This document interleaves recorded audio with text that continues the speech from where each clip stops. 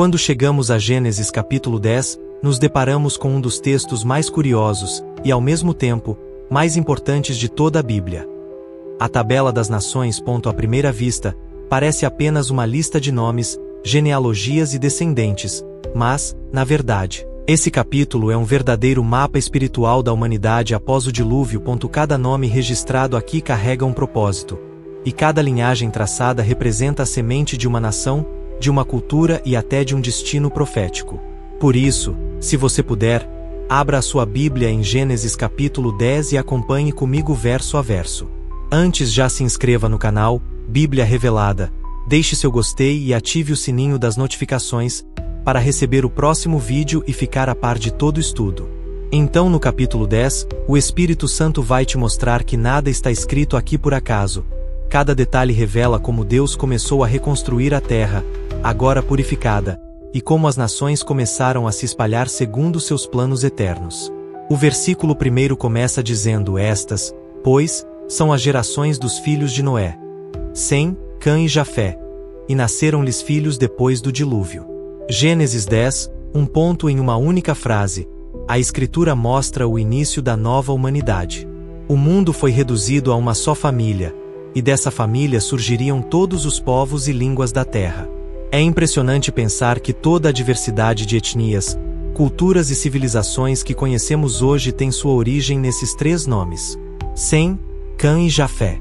Cada um deles representa não apenas uma linhagem, mas um destino espiritual e geográfico. Os descendentes de Jafé se espalharam pelo norte e pelo ocidente, dando origem às nações europeias e parte da Ásia. Os de Cã foram para o sul, ocupando as regiões da África e partes do Oriente Médio. E os de Sem permaneceram no Oriente, na região do Crescente Fértil, e foi dessa linhagem que viria Abraão, Israel, e finalmente, o Messias. Ou seja, o plano da salvação continuava traçado na história humana, mesmo após o juízo do dilúvio. Mas perceba que há algo muito mais profundo acontecendo aqui. Não é apenas uma questão de genealogia, é uma organização espiritual da terra. O dilúvio havia apagado o mapa anterior. Agora, Deus redesenha o mundo, e cada nome, cada filho, cada tribo é uma peça nesse novo cenário. É como se o Senhor estivesse reconstruindo não apenas a humanidade, mas também o equilíbrio espiritual das nações.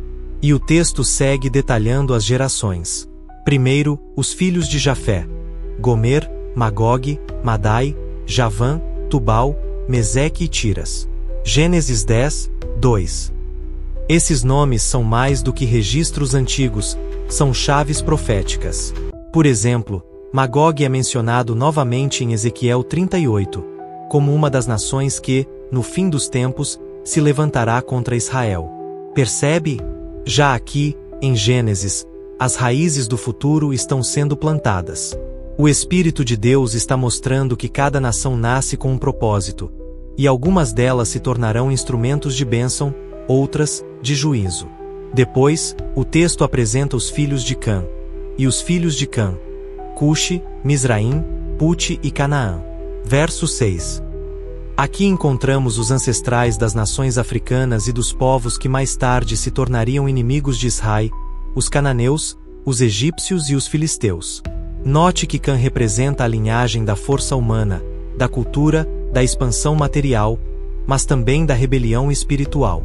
É dessa linha que surgirão cidades e impérios poderosos, mas que muitas vezes se afastarão do Deus verdadeiro. E então, o texto chega aos filhos de Sem, o ramo escolhido. E a Sem nasceram filhos, e ele é o pai de todos os filhos de Éber, irmão mais velho de Jafé. Verso 21. A palavra Éber é a raiz de onde vem o termo hebreu. Ou seja, aqui nasce a linhagem espiritual que daria origem ao povo de Israel. Em meio a um mundo que começava a se espalhar, Deus preserva uma linhagem santa, uma linha pela qual a promessa do Éden continuaria viva. A linhagem de Sem é o fio condutor da aliança divina na terra. Agora, antes de seguirmos mais fundo, quero te lembrar: se esse estudo está te abençoando e abrindo seus olhos para detalhes que você nunca havia percebido, deixe o seu like, inscreva-se no canal Revelação Bíblica e ative o sininho. Aqui nós estudamos capítulo por capítulo, revelando o sentido espiritual oculto em cada verso. E o que estamos vendo agora é um dos segredos mais ignorados de Gênesis: a formação espiritual das nações. Voltando ao texto, há um nome que se destaca: Nimrod. Ele aparece em meio à genealogia de Cã, e é descrito assim: e Cuxi gerou a Nimrod. Este começou a ser poderoso na terra. Ele foi poderoso caçador diante do Senhor. Verso 8 e 9. Mas atenção, essa expressão diante do Senhor não significa que ele era piedoso. No original hebraico, indica a oposição. Nimrod foi o primeiro homem a se rebelar abertamente contra Deus, a tentar construir um reino independente da vontade divina. Ele fundou as cidades de Babel, Ereque e Acade, que mais tarde se tornariam o coração da idolatria babilônica. Nimrod é, portanto, um símbolo profético do espírito do anticristo, o homem que busca poder sem Deus, glória sem submissão e domínio sem obediência. É o nascimento da rebelião organizada. Enquanto Noé representa a fé e a obediência, Nimrod representa a autossuficiência humana. E é a partir de sua influência que surgirá, no capítulo seguinte, a Torre de Babel, o ápice da arrogância espiritual. O capítulo 10, portanto, não é apenas uma genealogia, é um mapa espiritual do conflito entre obediência e rebelião. Cada nome representa uma semente, e cada semente carrega um destino.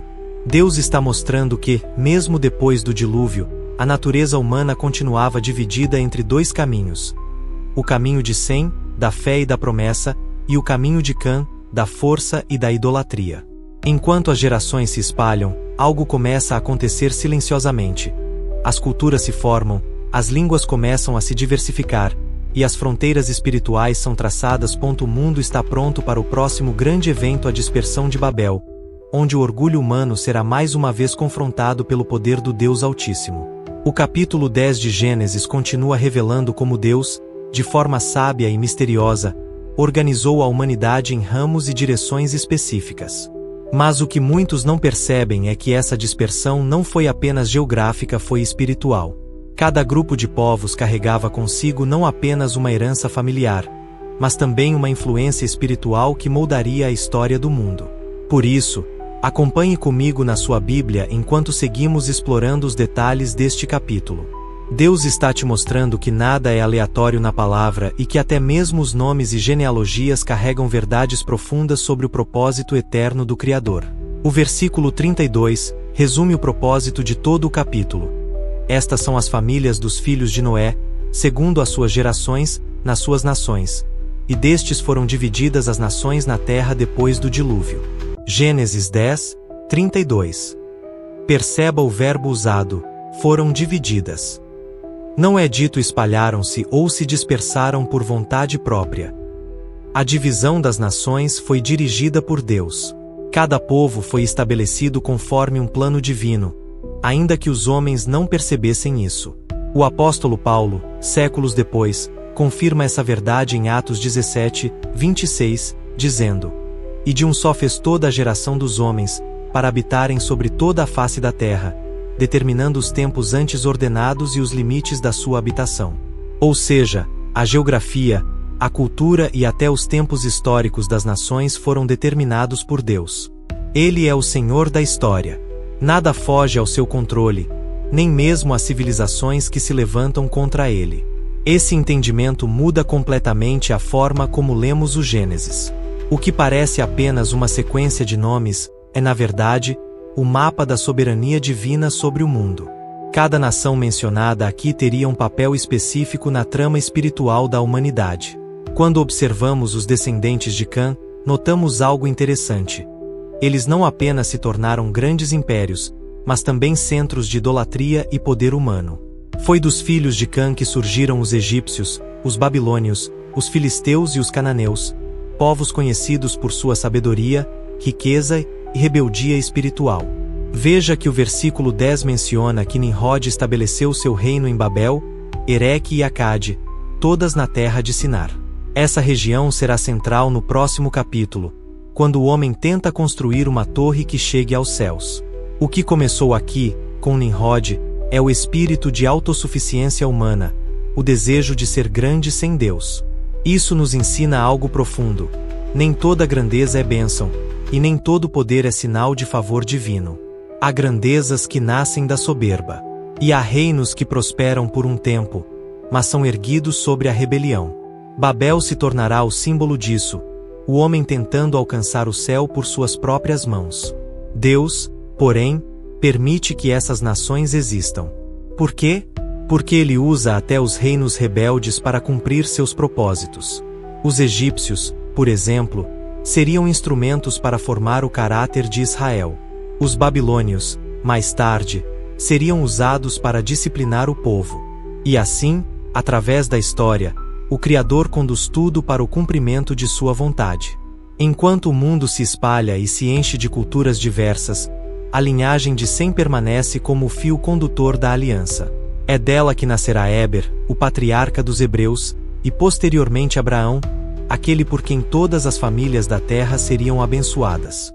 Deus sempre preserva uma linhagem fiel em meio ao caos. Mesmo quando o mundo se divide, há sempre um povo que carrega a promessa.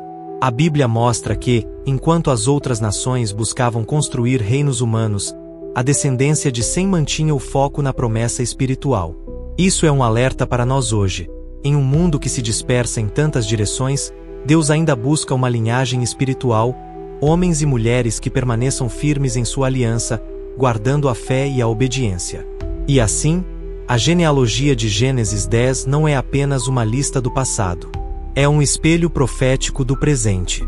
Cada um de nós, espiritualmente, pertence a uma dessas duas linhagens. Ou estamos na linha de Nimrod, tentando construir algo com as próprias mãos, ou estamos na linha de Sem, caminhando sob a promessa e direção de Deus. Esse capítulo também revela um mistério raramente discutido. As nações possuem identidade espiritual. Desde o princípio, cada povo herdou traços, virtudes e fraquezas espirituais de seus fundadores. Por isso, algumas civilizações se destacaram na arte e sabedoria, enquanto outras se perderam em guerras e idolatrias. Não se trata apenas de história, é espiritualidade em movimento. Em Deuteronômio 32, 8, está escrito: Quando o Altíssimo repartiu as nações, quando separou os filhos de Adão, estabeleceu os limites dos povos segundo o número dos filhos de Israel. Isso mostra que o plano de Deus sempre esteve centrado na aliança. Todas as nações foram divididas em função do propósito de Israel. Tudo aponta para a redenção que viria por meio do Messias. Mesmo os povos que se afastaram estavam, de algum modo, dentro do cenário que preparava o caminho para Cristo. Portanto, cada nome em Gênesis 10 é como uma semente espiritual que germinaria ao longo da história. Algumas dariam frutos de justiça, outras de orgulho e idolatria, mas todas serviriam para revelar a glória e a justiça do Senhor. Ao encerrar o capítulo, percebemos que o mundo, recém-renascido após o dilúvio, já começava a se encher de diversidade, línguas e culturas. Mas também começava a carregar os sinais de um novo afastamento espiritual. O coração do homem, embora tivesse sobrevivido às águas, ainda precisava de redenção. O capítulo 10 prepara o cenário para o próximo grande evento, a Torre de Babel, onde veremos o ápice da vaidade humana e, mais uma vez, a intervenção divina. Mas isso fica para o próximo estudo. Por enquanto, este capítulo nos ensina 3 lições poderosas. Deus é o Senhor da história, nada escapa ao seu controle. As nações têm um propósito espiritual. Cada povo existe com uma missão diante do Criador. A promessa continua viva, mesmo em meio à dispersão, Deus preserva uma linhagem fiel. Agora, eu te convido. Pegue novamente a sua Bíblia, leia Gênesis 10, com calma e sublinhe os nomes que chamam a sua atenção. Ore e peça que o Espírito Santo te revele o que ele quer te mostrar sobre sua própria origem espiritual. E se você sente que esse conteúdo está te edificando, comente abaixo o que Deus falou com você através desse estudo. Compartilhe, inscreva-se no canal Bíblia Revelada, e juntos vamos continuar desvendando os segredos do livro de Gênesis, capítulo por capítulo, revelação por revelação. Tudo de bom para você e até o próximo vídeo.